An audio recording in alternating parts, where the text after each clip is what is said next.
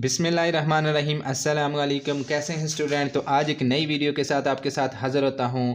तो अगर आप मेरे चैनल पर न्यू हैं तो जल्दी से मेरे चैनल को सब्सक्राइब करें और साथ बेल आइकन की घंटी को भी प्रेस कर दें ताकि शॉर्ट हैंड के रिलेटेड आपको वीडियो मिलती रहें। आज हम पढ़ेंगे लेक्चर नंबर 67। तो क्या कहते हैं लेक्चर नंबर 67 में? कहता है has indicated in paragraph 35 B stroke of equal length must be not joined if their length would not clearly show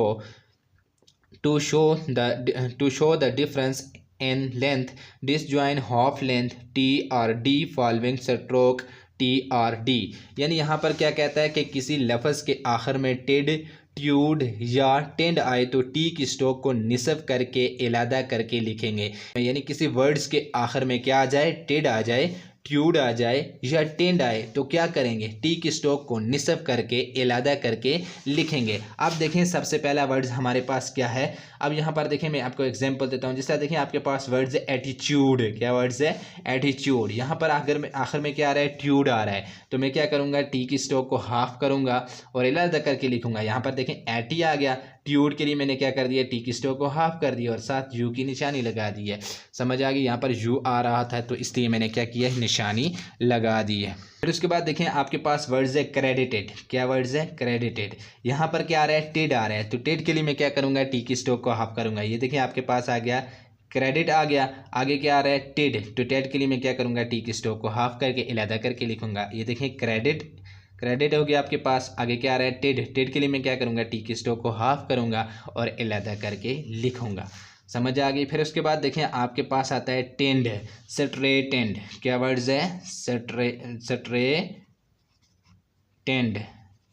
ये देखें आपके पास क्या आ गया, स्ट्रेट। टी को टी के लिए ऑफ कर दिया, स्ट्रेट हो गया। फिर उसके बाद आखिर में क्या आ रहा है, टेंड के लिए मैंने क्या कर दिया, टी की स्ट्रोक को हाफ किया और साथ एन हुक लगा दिया। साथ एन की आवाज़ आ रही तो मैंने क्या कर दिया, एन हुक लगा दिया। तो क्या बन गया, स्ट्रेटेंड।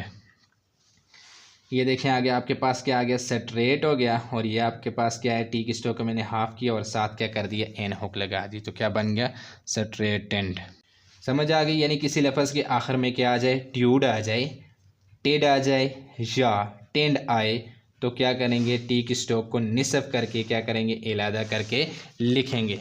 फिर उसके बाद आपने क्या करना है, शॉर्ट फॉर्म की प्रैक्टिस कर लेनी है। ये देखें आपके पास बहुत सारी शॉर्ट फॉर्म है। स्पेशल यूज़ ऑफ डिसजॉइनिंग देखें, प्रॉम्प्ट नेस। ये प्रॉम्प्ट हो गया। फिर उसके बाद आखिर में क्या लगी हुई है, नेस। फिर उसके बाद इंडिकेट और आखिर में क्या लगी हुई है, नेस। फिर उसके बाद आपके पास आ गया आउट और फिट। आउट की पूरी हो गई, एफ को टी के लिए क्या कर दिया, हाफ कर दिया। समझ आ गई?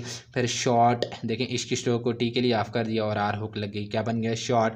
हैंड, एन की स्ट्रोक को डी के लिए ऑफ कर दिया शो करके तो क्या बन गया, हैंड हो गया। फिर नीचे लिखेंगे तो क्या हो जाएगा, अंडर हो जाएगा। फिर उसके बाद डाउनवर्ड आर को ऊपर शो करेंगे, हाफ करेंगे तो क्या बन जाएगा, यार्ड। नीचे लिखेंगे तो क्या बन जाएगा, वर्ड। फिर उसके बाद इमीडिएटली। ये देखें एम की पूरी स्ट्रोक हो गई, एम को टी के लिए ऑफ कर दिया तो क्या बन गया, इमीडिएटली।